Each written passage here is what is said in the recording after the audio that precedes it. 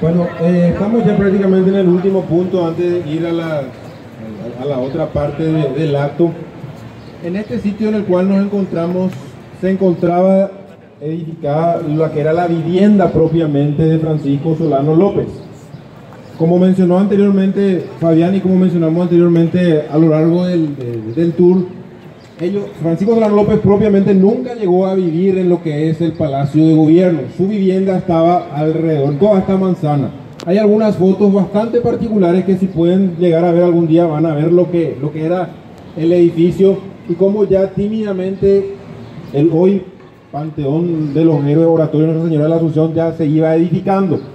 Durante el periodo de la ocupación aliada, en este sitio tuvo su residencia Manuel Osorio. ¿Quién fue Manuel Osorio? Fue, para mí particularmente, el general brasileño más importante. Sí, Casillas fue un estratega muy grande, el que estaba en el frente de la batalla, el que por milímetros le rozaban las balas, era el general Manuel Osorio. Tiene muchísimos monumentos en el Brasil y es un héroe sumamente recordado. Durante la batalla de Abail que mencionó Fabián, que fue el 11 de diciembre de 1868, el general Manuel Osorio es herido en la mandíbula y a raíz de eso tuvo un largo reposo y ya tiene una tímida participación a finales de la guerra de la Triple Alianza ya. Un dato muy particular, en 1936 durante el gobierno de Rafael Franco empieza una campaña para rescatar todos los héroes que tenía de la República del Paraguay. Muchos de ellos son traídos desde el Panteón de los Héroes, como por ejemplo José Duiquis Díaz.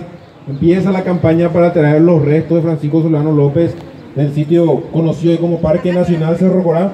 Hasta hoy en día hay muchísima discusión de si verdaderamente se tratan o no de los restos de Francisco Solano López, pero simbólicamente para todos los paraguayos los restos de Francisco Solano López están en este sitio. También está el famoso soldado desconocido, que si bien es un soldado que pelea en la guerra del Chaco con nombre y apellido, Francisco Estigarribia, que muere en una de las tantas batallas de la guerra del Chaco. Estaban peleando dentro de una de las fuerzas de Rafael Franco. Rafael Franco se había conmovido mucho por la muerte de Francisco Estigarribia, y cuando inicia esta campaña de rescate de todos los héroes, él dice: la soldado conocido, oye, tapando de pero PJ Chepe, Francisco Estigarribia es un güey, y a partir de allí el soldado conocido está en este sitio, que dicho sea paso era jugador del club Rubio Ñu para los fanáticos de Rubio Ñu. Como dije al principio, en este sitio vivió Francisco Solano López, héroe de la República del Paraguay, con sus luces y sus sombras. Tiene el mérito de haber sostenido increíblemente una guerra en todos los años, con la muy precaria infraestructura, con la muy precaria logística. Ya cuando algunos mandatarios de otros países pronosticaban que la guerra en el peor de los casos duraba 3 meses, él supo resistir, supo aguantar. Es cierto, tuvo estadistas propiamente como el vicepresidente Francisco Sánchez, pero el mérito de haber aguantado esos años de guerra y de haber sostenido en alto y llevado en alto la bandera de la República del Paraguay corresponde a Francisco Solano López, que es un personaje que merece ser estudiado tanto con sus luces como sus sombras. Le doy la palabra a Fabián y a Carly para ir redondeando. El último año de ocupación, 1876, estuvo marcado por la violencia. Elegimos un personaje, se llamaba Manuel Villalba, que estaba acá en Asunción en busca de su hermano que tenía que volver de la guerra. Estaba caminando por la zona de lo que hoy entre el ferrocarril y la iglesia de San Roque y se encontró con 2 soldados argentinos borrachos. Le increpan, se inicia una pelea. Los 2 soldados argentinos se convirtieron en 5, después se convirtieron en 11 y lo terminan rematando de 2 balazos. Eso fue la ocupación aliada. Impunidad. Cuando el gobierno paraguayo le reclamó a los argentinos el accionar de sus 11 soldados, ¿qué hizo Argentina? Le trasladó de aquí a Villa Occidental, que hoy es Villa Ayes, porque ahí estaba su fuerza de ocupación. Entonces la ocupación se hizo insostenible. Una vez que se firmó el tratado con Argentina, Paraguay pidió a ambos aliados que se vayan de Asunción. El 22 de junio del año 1876 partió el último barco con brasileros con destino a Corumbá. Se llevaron 5.000 mujeres. Hay que entender algo.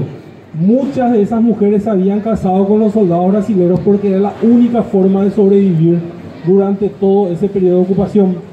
Por eso hoy en día, si les toca alguna vez ir al Mato Grosso, se van a dar cuenta de que es Paraguay, pero hablando en portugués. Se tienen las tradiciones, se tienen inclusive el pensamiento hacia la guerra es totalmente diferente con respecto al resto de Brasil. Ese día se declaró Día de la Patria y se declaró feriado nacional, que lastimosamente solo un año se respetó y después la fecha quedó olvidada para siempre. Con sus luces y sus sombras, esos hombres de aquella época hicieron lo posible para levantar la patria. Y para el año 1932, cuando a Paraguay le tocó nuevamente defenderse en una guerra, el paraguayo tenía fortalecida su identidad nacional, tenía un héroe máximo y tenía respeto hacia todos los héroes de la guerra de la Triple Alianza. Eso fue fundamental también a la hora de pelear. Entonces, el recuerdo a todos ellos y también a las mujeres. Yo les conté al principio del guiado que muchas fueron violadas sistemáticamente por la soldadesca brasilera. Lo hicieron enfrente. Allá está el Hotel Guaraní y entre la plaza y el hotel estuvieron en una especie de campo de concentración durante 5 días. En recuerdo de todos ellos, el aplauso realmente para esos paraguayos y paraguayas.